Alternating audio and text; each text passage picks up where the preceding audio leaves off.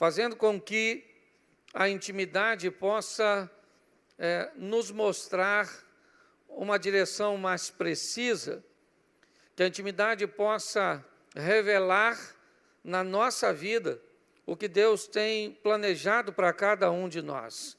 Nós nutrimos em todos os nossos relacionamentos, sejam eles interpessoais ou divino, sempre um grande nível de expectativas.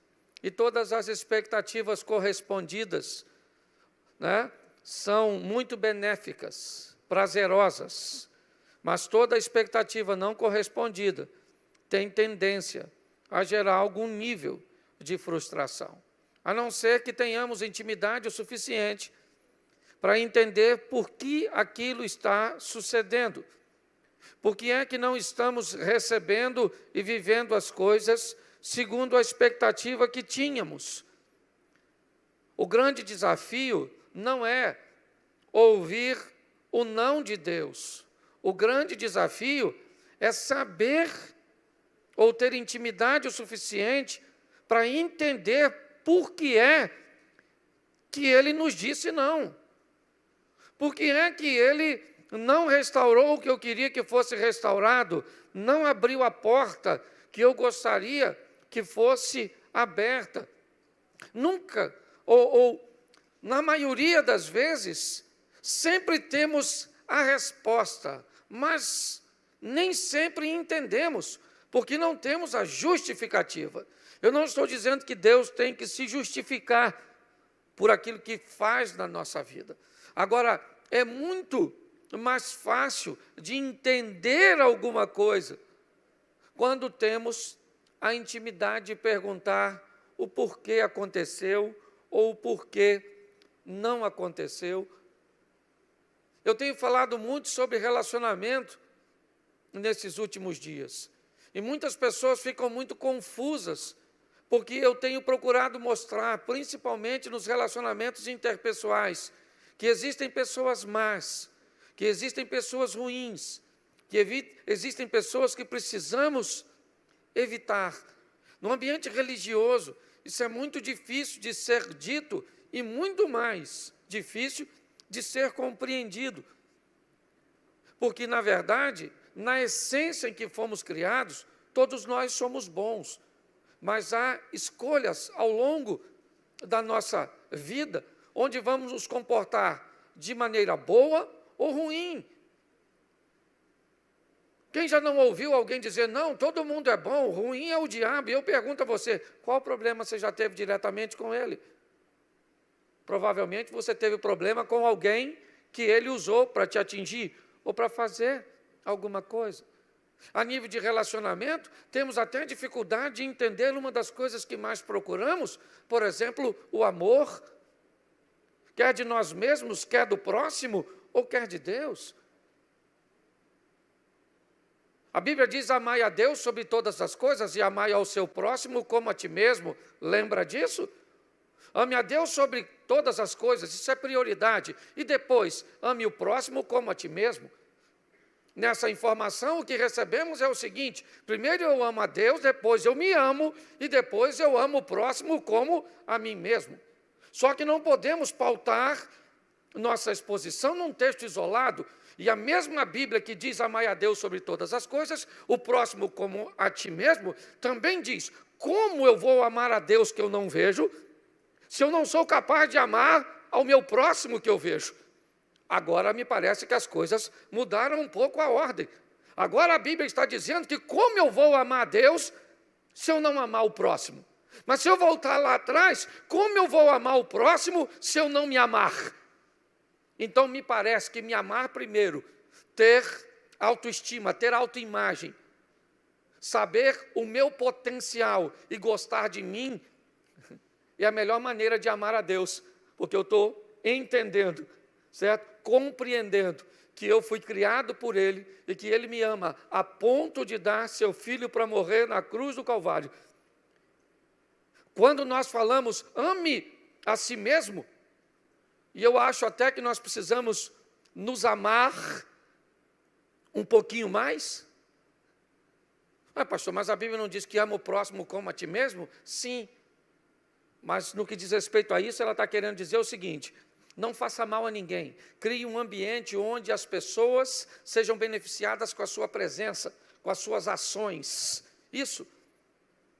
Só nunca ame alguém mais do que você ama a si mesmo, porque senão isso vira doença e você vai permitir que pessoas te usem. É muito importante entendermos isso. Muitas pessoas têm sofrido muito em seus relacionamentos interpessoais porque resolveram amar o próximo acima de si mesmo. E começa a se envolver numa série de relacionamentos confusos. Eu quero compartilhar com você um dos exemplos que para mim é extraordinário no que diz respeito a relacionamento salutar. Segundo o livro dos Reis, capítulo 4, verso de número 25. Põe para mim, por favor, aqui. Isso, já está aqui na tela para você? Êxodo. Segundo o livro dos Reis, capítulo 2, capítulo 4, verso de número 25.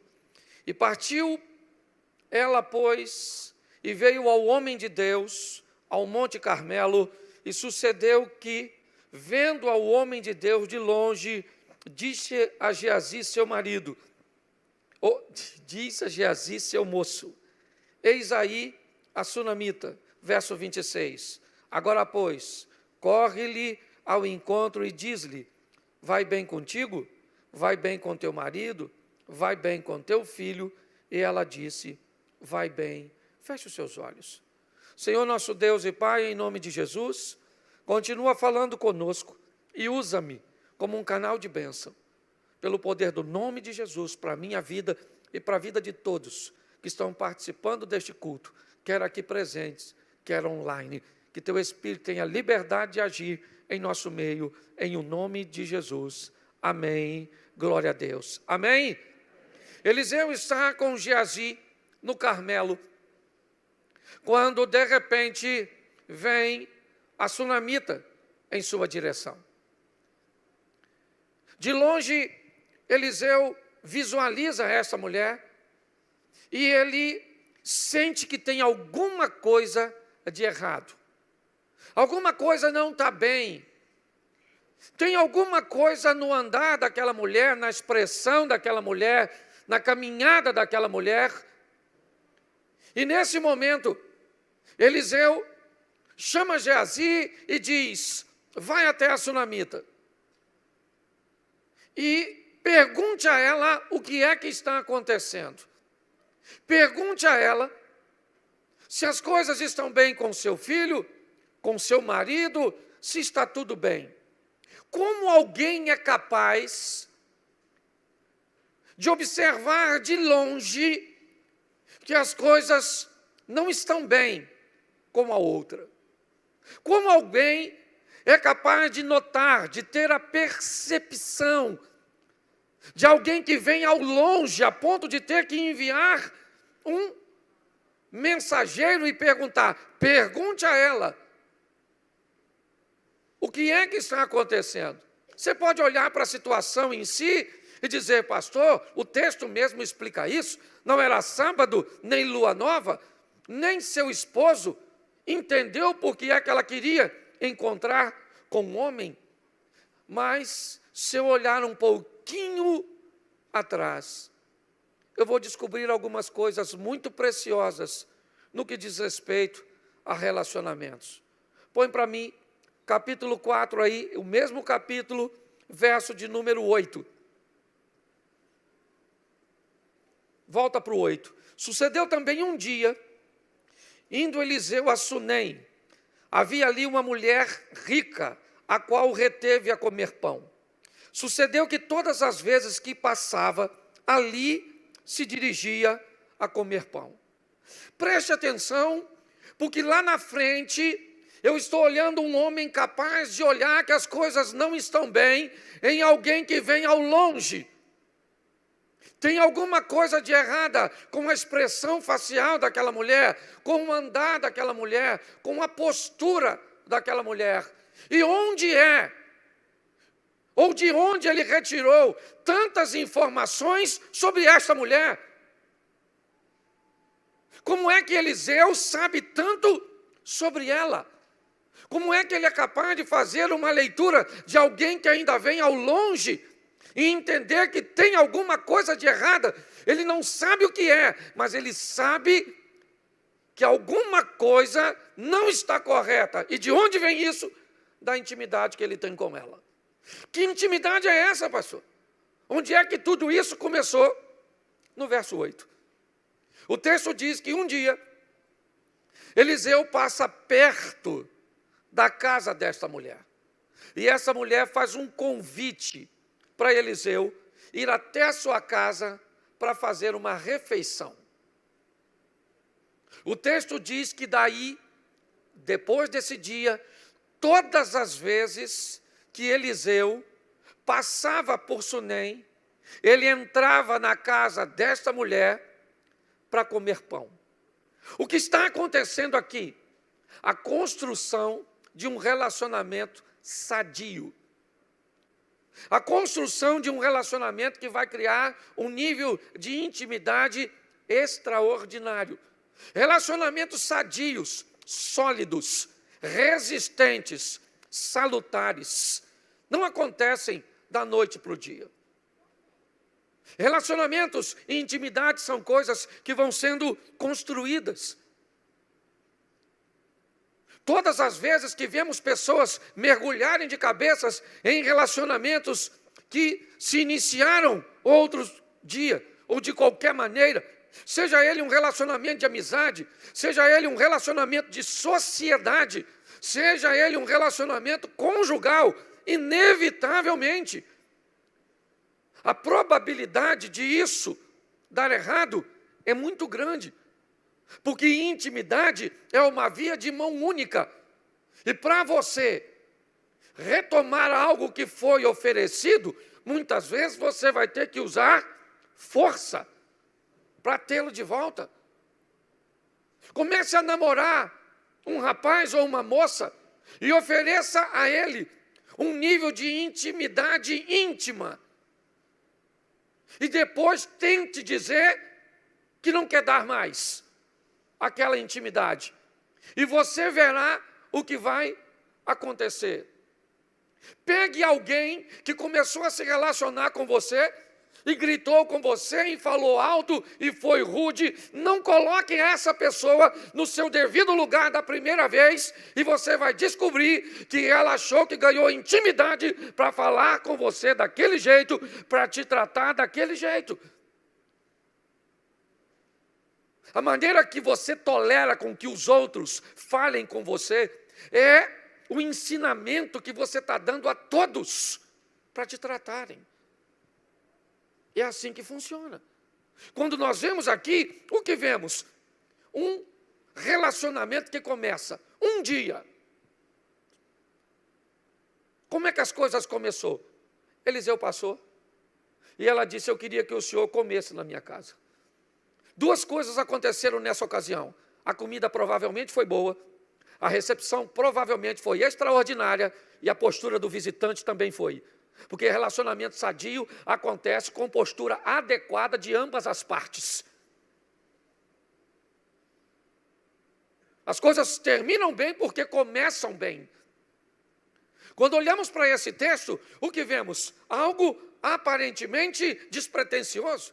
Um homem entra num ambiente para fazer um lanche e o texto diz, todas as vezes que passava lá, ele entrava para comer. Por quê? Porque ele era bem-vindo para comer, sabia que seria bem recebido. É uma história que começa. Nossa história com Deus não é diferente, pois nós aqui não estamos falando de intimidade com pessoas. Nossa proposta é, seja íntimo de Deus, aproxime-se de Deus. E como se faz isso? De uma forma paulatina, unidirecional, crescente, mas madura. Por que muitas pessoas retrocedem? Porque mergulham de cabeça, porque só querem o bônus, mas não sabem o ônus. O quanto custa viver com Deus, o quanto custa ter uma vida digna diante do Senhor. O preço para nos salvar foi pago. Mas o preço da santidade tem que ser pago por mim e por você. A Bíblia é bem clara: todo aquele que quiser vir após mim, negue-se a si mesmo, tome a sua cruz e siga-me. Quer viver com Deus? Negue-se a si mesmo, tome a sua cruz e ande atrás dele. Sabe qual é a pior coisa de andar atrás de alguém? É que quem vai na frente diz a direção. Quem vai na frente diz a velocidade. É que dita o ritmo. Quantas vezes estamos indo à frente, atrás de Deus, e está demorando, parece que Ele está devagar, e parece que a gente dá uma olhadinha para cima do pescoço dele, assim, ó, como quem diz: desenvolve, desenvolve. Ou por ali é mais perto. Andar atrás, seguir não é fácil. Quando nós olhamos aqui, o que vemos? Um relacionamento crescente, sadio. E olha o verso seguinte: e ela disse ao seu marido: tenho observado que este que passa sempre por nós é um santo homem de... Preste atenção, tem o quê? Eu tenho o quê? Enquanto esse cara está passando aqui em casa, eu estou fazendo o quê? Enquanto as coisas estão acontecendo, ele está comendo, eu estou observando isso.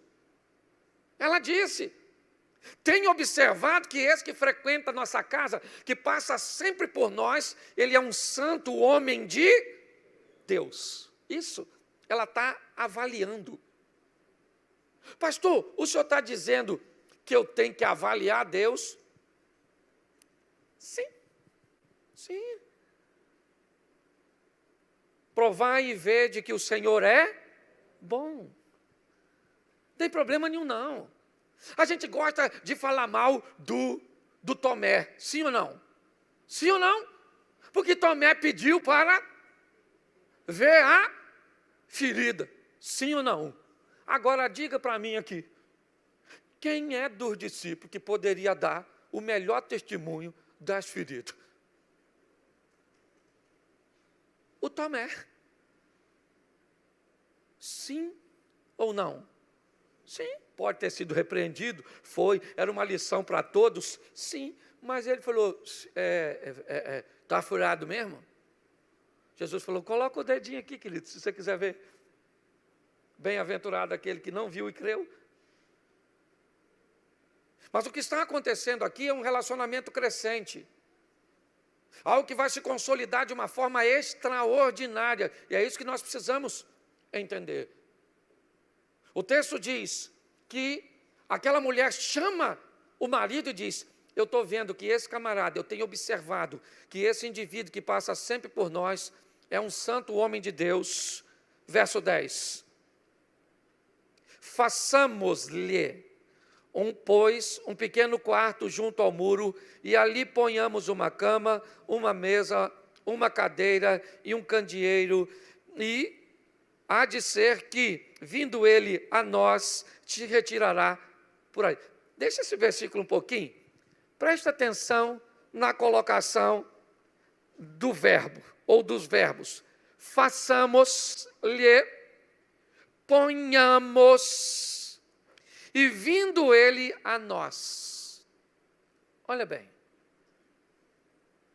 A mulher convida o profeta, recebe ele na sua casa, passa a observá-lo, descobre que ele é um santo homem de Deus, e o que era apenas uma visita para um lanche, começa a se tornar uma base missionária. Deixa eu tratar assim. Um ambiente onde ela chama seu marido, e por ser casada, sempre está no plural, nunca no singular, porque singular é enquanto eu sou solteiro. Enquanto eu sou solteiro, eu faço. Depois que eu casei, façamos. Enquanto eu sou solteiro, eu vou. Depois que eu casei, posso. Achou que eu ia falar vamos, né? Não estou com tanta autoridade assim. Escute só. Eu gosto da maturidade porque me parece que o relacionamento dessa mulher não é maduro apenas como Eliseu, é maduro com seu marido. Vai ser maduro para com Deus, porque quem aprende a ter intimidade, quem aprende a se se relaciona bem em todas as esferas. Ela sabia controlar suas próprias emoções e se relacionar consigo mesmo, relacionamento intrapessoal. Ela sabia se relacionar com as pessoas, construindo relacionamentos sadios, paulatinos e crescentes. Ela sabia se relacionar com seu marido, entendendo a postura de uma mulher casada e rica. Ela sabia se relacionar com Deus. E nós vamos ver isso mais à frente.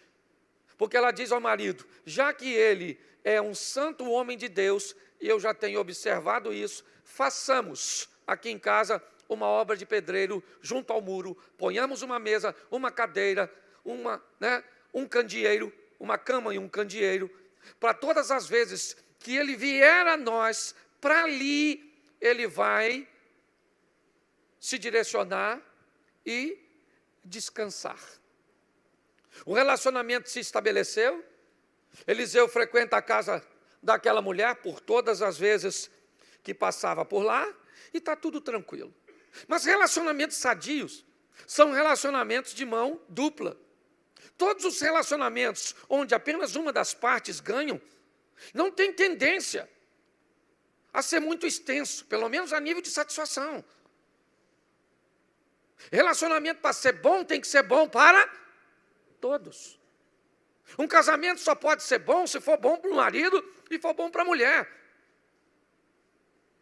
Eu amo demais a minha mãe, ela ama demais a mãe dela. Então eu tenho que entender que o tempo do casal vai ter que se dividir de vez em quando para ir na casa da mãe dele, de vez em quando para ir à casa da mãe dela, porque os dois precisam se beneficiar. Um é rural, o outro urbano, então tem que haver um equilíbrio para em algum momento ir num hotel fazenda e em outro momento num shopping center. Pois os relacionamentos sólidos, eles são relacionamentos onde todas as partes se beneficiam. E me parece que até o presente momento, quem está se beneficiando é só Eliseu e Geazi. Todas as vezes que passam lá, entram para comer, agora ele já tem uma cama, uma mesa, uma cadeira e um candeeiro, mas, verso de número 16, ou 14, perdão.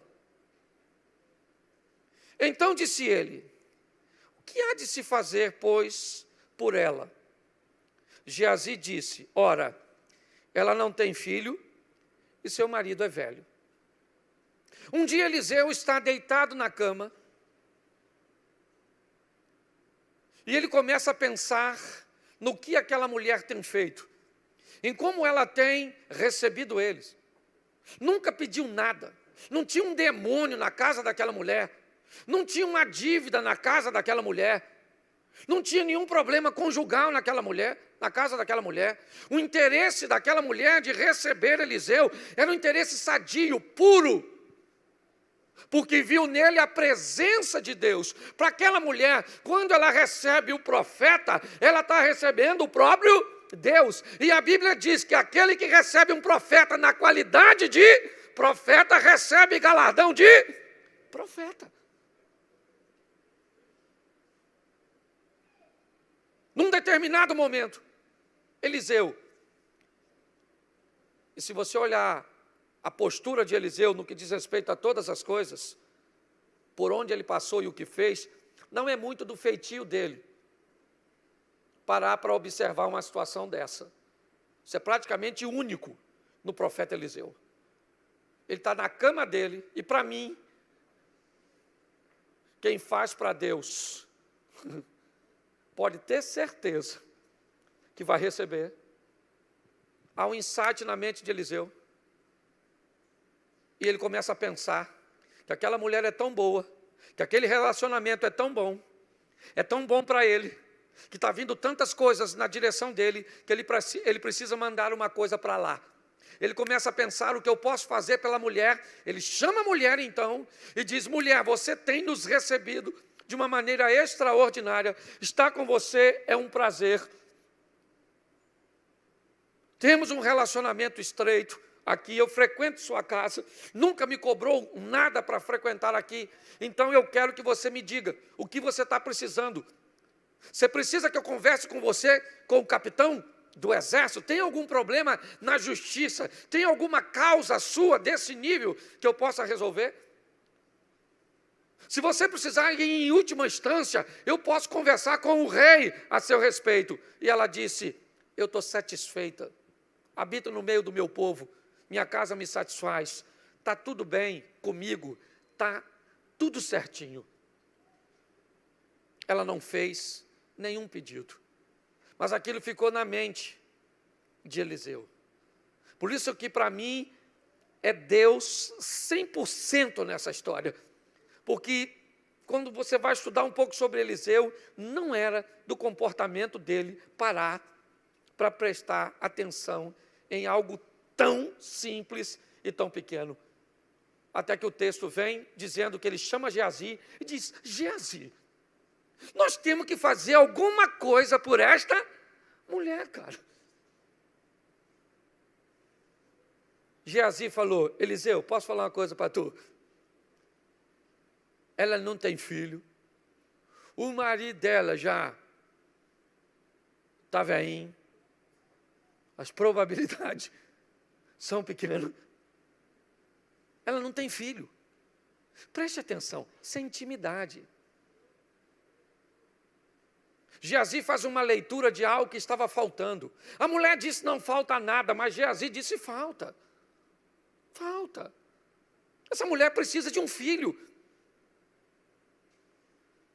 Ele começa a observar e ver, por quê? Porque frequenta a casa dela, porque tem intimidade, sabe? Porque passa a observar, não é somente ela que está observando, não. Sabe, aquele texto que eu li para você antes, né? E eu vi que ele era um homem de Deus. Não é só a sunamita que observa, Geazi também observa, e ele observou que ela não tinha filhos. Eliseu chama e diz, olha, você não tem filhos? E passado aproximadamente 1 ano, é o que ele vai dizer, depois você lê, porque fica mais fácil. Você vai estar segurando um menino nos seus braços, um filho seu. E ela disse, não brinca comigo assim não. E o menino nasceu. Que coisa extraordinária. Ele cresce e um dia sente uma dor de cabeça e acaba indo a óbito. E aí então que ela pega um jumento e vai procurar Eliseu, e Eliseu de longe notou que tinha, o que tem de errado? Eu não sei. Mas ele era capaz de ler, de entender por causa do relacionamento. Você sabe o que as pessoas mais me procuram e me perguntam?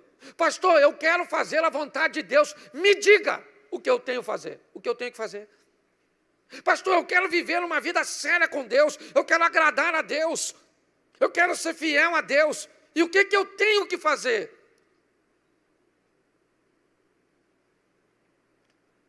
Que pergunta esquisita. Como assim o que você tem que fazer? Você não tem uma Bíblia? Você não sabe nada sobre santidade? Você não sabe nada sobre obediência? Mas espera aí, você não sabe o que Deus gosta que seja feito e não gosta que seja feito? Você não lembra o que Jesus disse? Que para se tornar familiar dele, quer irmã, irmão, mãe ou pai, tem que fazer? Você lembra que a expressão diz, todo aquele que fizer a vontade do meu pai, esse é minha mãe, ou são minha mãe e meus irmãos? Que história é essa? Nós estamos falando para a gente, e muitas, na verdade, no início de uma caminhada. E que nesse início de caminhada ainda tem muita coisa para aprender. Mas estamos falando para muita gente que já tem 10, 20, 30 anos de caminhada. E até hoje me parece que está procurando um caminho para ser íntimo com Deus. Não pode. Tem algum equívoco nisso aqui.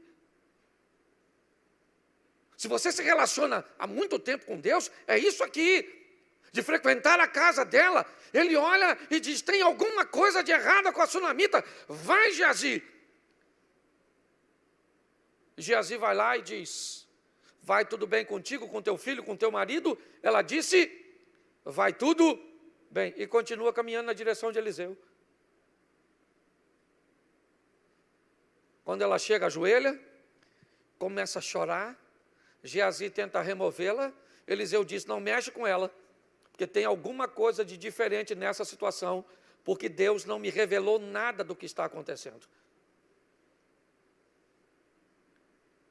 Olha bem, Deus não poderia ter mostrado a Eliseu? Eliseu era alguém íntimo de Deus? Sim.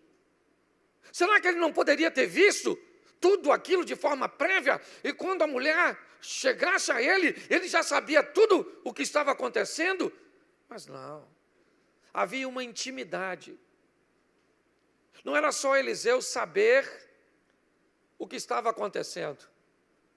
Aquela mulher deixou um filho morto em casa. E falar para ela era importante. Botar para fora é importante. Ela precisava dizer para Eliseu e desabafar. Meu filho está morto lá e eu não pedi, eu avisei para não brincar comigo. Preste atenção. Ela está dizendo para o profeta, ela está rasgando o coração. Deus fica quietinho nessa situação. Enquanto ela abre o coração diante de quem? De um amigo que frequentava a sua casa, que comia da sua comida, que sabia quem ela era. É isso. Nossa proposta é levar as pessoas a terem um relacionamento com Deus. Vamos querer um relacionamento católico com todo respeito, com Deus que está nos céus, que utiliza intermediários para se comunicar. É isso? É esse distanciamento de um Deus que é criador de todas as coisas e que não tem tempo para prestar atenção em mim? Não é isso que ele disse. Não é isso que diz a sua palavra. Ele diz que é um Deus de perto. Um Deus que quer ser amigo. Um Deus que não quer ter simplesmente servos, mas que quer ter filhos e amigos. Que bate e diz, eu bato, e aquele que levanta e abre e me recebe, eu sento na mesa, como com ele e ele comigo. Um Deus que a Bíblia diz que aquele que conhece a palavra recebe através da palavra o conhecimento e o discernimento para saber qual é a intenção do coração das pessoas. Segura essa. A nossa intimidade com Deus e com a palavra diz que ela é apta para discernir a intenção das pessoas. Não são as ações. A intenção, elas nem agiram ainda. O problema é que está tudo interligado. E texto sem contexto é pretexto para heresia. O que observamos aqui é um nível de intimidade ao extremo. Ela não reclama com Geazi, ela vai falar com Eliseu. Ela não diz para Geazi, sabe, Geazi, meu menino morreu. Não, ela não perde tempo, não gasta esforços, não canaliza forças, não gera atenção para lugares que não vão resolver seus problemas. Você está entendendo? Ela vai direto na fonte, não quero um intermediário, eu quero falar com ele. Cara, meu filho está morto. Sabe o que Eliseu disse? Geazi, pega o meu bordão, corre lá. Ela disse, não, querido. Geazi, não. O senhor vai dar um pulinho lá em casa. O quartinho está lá, caminha, está tudo lá, amigão. Vamos embora. E você sabe quem é o Eliseu, não sabe? Você sabe que uns garotinhos começou a rir, chamando ele de calvo. Não vou nem falar para não traumatizar alguns ouvintes. Você sabe que o cara era duro, certo? E a mulher está lá, vamos lá em casa. E nem era dele. Botou Eliseu para casa. Chegou lá, eu imaginando Geazi com a expectativa do primeiro milagre dele. É hoje que eu arrebento. E o menino ressuscita. Eu imagino quando a mulher chegou com Eliseu, que Geazi falou: Eliseu, o bordão está fraco. O bordão, ó, caiu por terra. Certo, Eliseu? Ela deve ter olhado para o Eliseu e falou assim: não falei? Aqui o negócio é entre nós. É intimidade. Não blasfemou, não falou nada. Eu gosto da maturidade. Ela não tinha filho e não reclamou de ter, porque maturidade faz você ser feliz e estar satisfeito com o que tem. Entendeu? Eu gosto porque o filho morre, ela não bota. Ela foi lá falar com Eliseu, e brava, e com todo o direito. Mas pelo menos foi educada. Te pedi alguma coisa? Não gosto de brincadeira. Mas vamos lá em casa. O que ela está dizendo? Meu filho morreu, mas a porta da minha casa ainda está aberta para ti. Vamos dar um pulinho lá. Mas o que mais me encanta nisso é quando nós vamos lá para o capítulo 8. Seria legal se você fosse também. Capítulo 8, verso de número 1.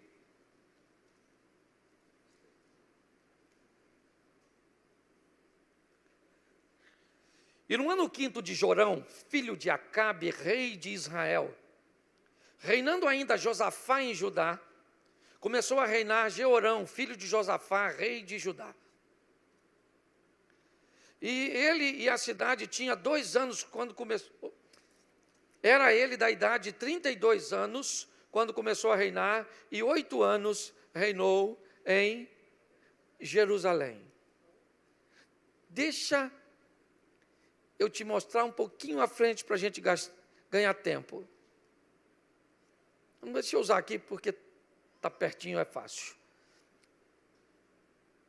Eu falei qual versículo? Capítulo? Deixa eu ver que eu estou meio, não sei se você reparou, mas eu estou meio lerdinho, citando uma coisa. É 8:1, não é? Que eu falei? E o que está aí?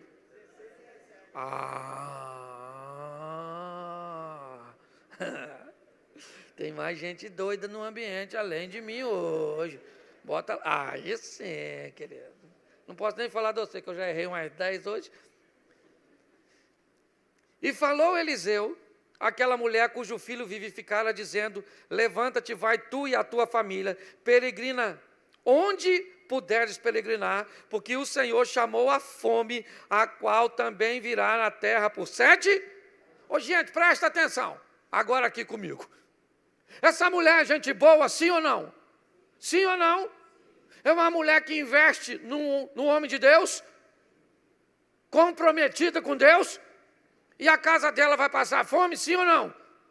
Sim ou não? Ela vai ter que fugir por causa da fome, sim ou não? Pois é, querido. Fiel também, às vezes, tem que fugir. Não concordo. Tem você na fila do pão para concordar ou não? Até rimou. Olha só. Eliseu chegou para ela e falou para ela assim: querido, olha só, levanta e vai você com a sua família e peregrina onde você puder peregrinar, porque Deus chamou a fome. E ela foi. Foi, deixou sua casa, suas terras, sua riqueza, deixou tudo para trás. 7 anos se passaram. 7 anos se passaram. Verso 3. E sucedeu que ao cabo de 7 anos, a mulher voltou da terra dos filisteus e saiu a clamar ao rei pela sua casa e pelas suas terras. Verso 4. Ora, o rei falava a Geazi, moço do homem de Deus, dizendo: conta-me, peço-te todas as grandes obras que Eliseu tem feito. Eu acho isso muito legal. 7 anos depois, vem a mulher voltando para casa, certo? Provavelmente com seu marido e com seu filho. E ela vem para conversar com o rei, para dizer para o rei, para devolver suas terras, porque quando a fome chegou, 7 anos atrás, ela teve que abandonar suas terras. E como vivia num ambiente de monarquia, na verdade as terras nunca foram dela. Mas nesse momento de abandono, volta para o poder real. E durante todo aquele período, o rei está gerenciando e administrando tudo. Deixa eu voltar aqui, só para você entender. Quando Eliseu perguntou a sunamita se ela queria que ele fizesse alguma coisa por ela, ele fez a segunda pergunta: posso eu falar alguma coisa a seu favor com o capitão do exército ou com o rei? Mas nesse texto, Eliseu não está. Quando a mulher está voltando para reclamar, Eliseu não está lá. Ele está vivo, é verdade, mas ele não está presente para interceder por ela, como faria se tivesse. Só que a Bíblia diz que ela recebe Eliseu na sua casa porque vê nele um homem de... E Deus está presente onde Eliseu não está. Você está entendendo? Seus relacionamentos e suas conexões, por melhor que sejam, não vão estar com você em todos os momentos, e nem serão capazes de resolver todos os seus problemas, mas Deus vai estar e Ele pode resolver. Então eu não sei o que você está enfrentando hoje, em que esfera está. Eu sei que Deus pode intervir a seu favor. E sabe o que eu acho? Se Deus está no negócio, você lembra daquele texto que diz assim: todas as coisas cooperam para o bem daqueles que amam a... Isso, vamos parar por aí. Eliseu estava lá, sim ou não? Sim ou não? Não. Mas quem é que estava? O Geazi. Está batendo um papo com quem? Com o rei. A mulher quer falar com quem? Com quem? E por casualidade, o rei está conversando com Geazi. O que o rei pede a Geazi? Me fala assim, uma daquelas histórias extraordinárias do Eliseu. Verso 5. Sucedeu que, contando-lhe ele ao rei como vivificaram o morto. Que história Geazi resolve contar? A história da mulher com o filho que morreu. E quem é que está chegando? Olha que coincidência. Todas as coisas cooperam para o bem. Ele está falando: olha, a mulher tinha um menino, botou uma cama, isso, uma mesa, um candeeiro, isso. E Eliseu não notou, mas eu notei que ela não tinha filho. E tudo bem que foi ele que profetizou, mas eu estava na parada. E aquela coisa toda, que maravilhoso. O menino morreu, menino. Eu fui lá achando que ia me dar bem. O bordão falhou, porque não fui eu. E Eliseu chegou e ressuscitou. Nesse exato momento, eis que a mulher cujo filho vivificara chamou o rei e pediu a ele. Pensa, os dois conversando, e quem chega? A dona. Oh, majestade, eu queria vir aí, porque eu fugi daqui por causa da fome, 7 anos atrás, minhas terras ficou. Será que dá para devolver? Disse Geazi: meu senhor, é ela. Esse menino, bens a Deus, como cresceu. Esse menino é o falecido que não... Nem sei como é que explica isso. Esse menino que morreu.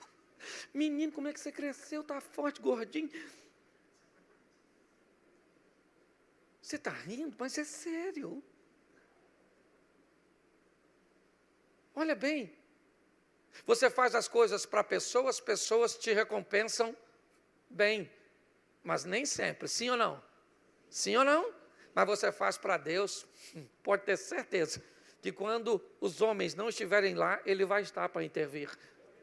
Nesse momento, o rei deixa de conversar com a mulher ou com Geazi e fala com a dona: minha senhora, fala comigo como é que foi esse babado. E nada melhor que pedir uma mulher para contar uma história. Senta, majestade, porque acordei de manhã, já sei que alguma coisa não estava bem com aquele garoto.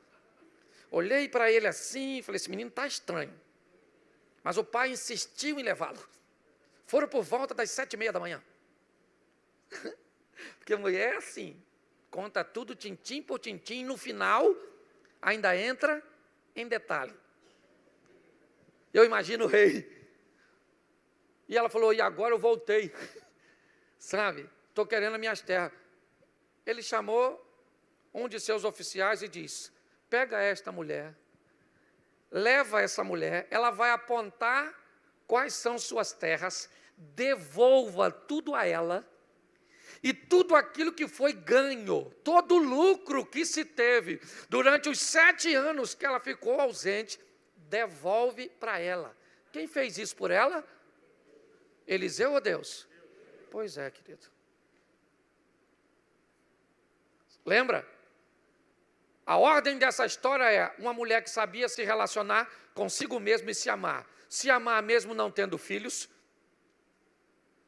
Se amar mesmo quando o filho morreu.